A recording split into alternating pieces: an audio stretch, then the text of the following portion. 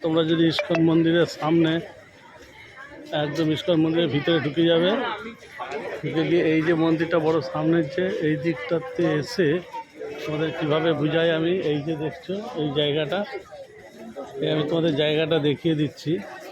এইখানে এই দেখো দোকানটা দেখেছো তো, ঘুগনি, চাউমিন, পকোড়া, রোল সব পাওয়া যাচ্ছে। যেখানে তোমরা গৌরাঙ্গ যে ঘর আছে সেই জায়গার কাছেতেই এই দোকানটা, প্লাস এখানে মোমো পাওয়া যাচ্ছে।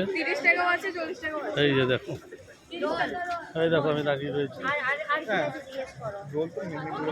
সুন্দর জায়গা।